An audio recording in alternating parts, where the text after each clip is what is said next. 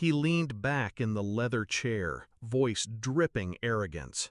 "We don't just control your references, we own your reputation." The room was cold, but the sneer in his tone burned. He slid the papers across the table, a contract dressed in legal jargon. His eyes dared me to resist. I didn't. I smiled, picked up the pen, signed. What he didn't notice was how carefully I watched his reflection in the glass wall, how I memorized the twitch in his jaw when power washed over him. I used to admire him, the CTO, a man I once thought brilliant, a mentor who had welcomed me into the company like family. Back then, I believed in his vision. We'd stay up late, sketching ideas on whiteboards, dreaming of disruption and legacy. But the cracks appeared fast. First, the subtle digs about my inexperience. Then, the meetings I wasn't invited to. The contracts I was told to sign just as formality.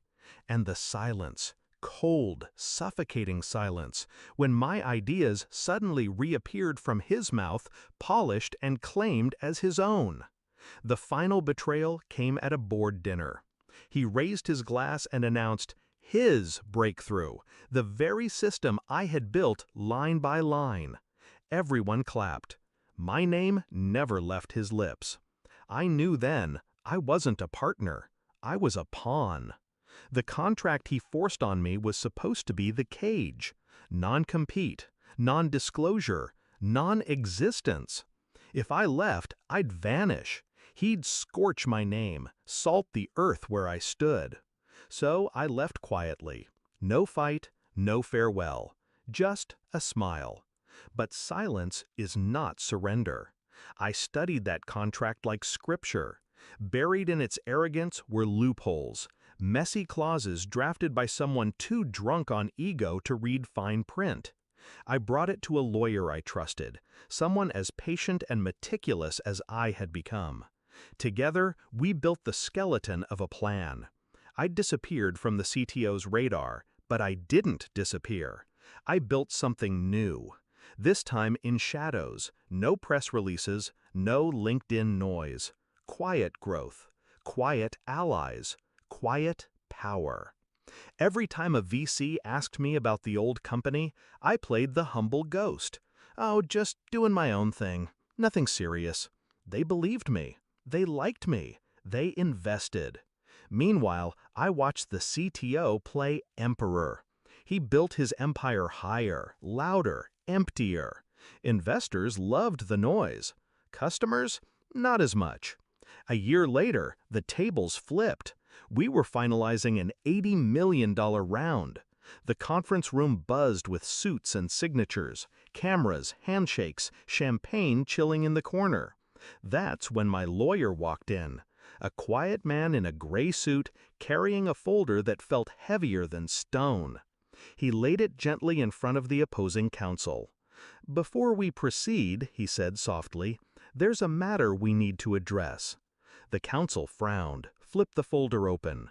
Pages, dates, the CTO's signature, my old one. Clauses highlighted in yellow like open wounds. I watched his eyes skim, then stall, his brow furrow, his lips pressed tight. Finally, he leaned toward the CTO and whispered, just loud enough for me to hear, "What exactly did you make him sign?" The CTO's smirk faltered. His hand twitched toward the pages, desperate to snatch them back. But it was too late. Everyone in that room had seen. Everyone knew. The contract wasn't a cage. It was a trap. For him. See, buried in his overreach was one fatal flaw. The ownership clause.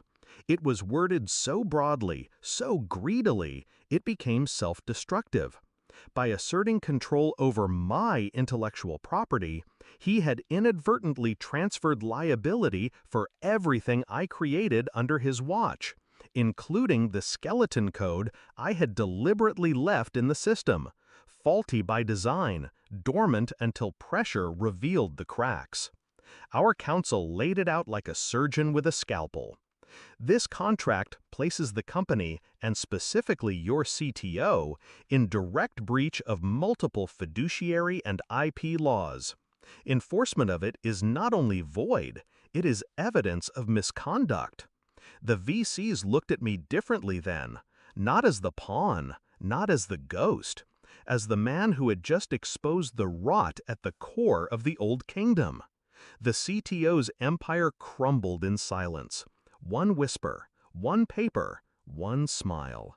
When it ended, I walked out calm, steady. Behind me, his voice rose, angry, panicked, trying to salvage authority. No one listened. Not anymore.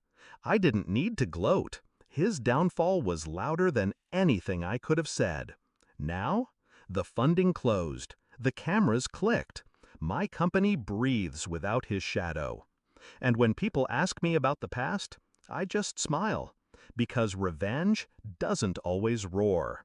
Sometimes it whispers in legal ink.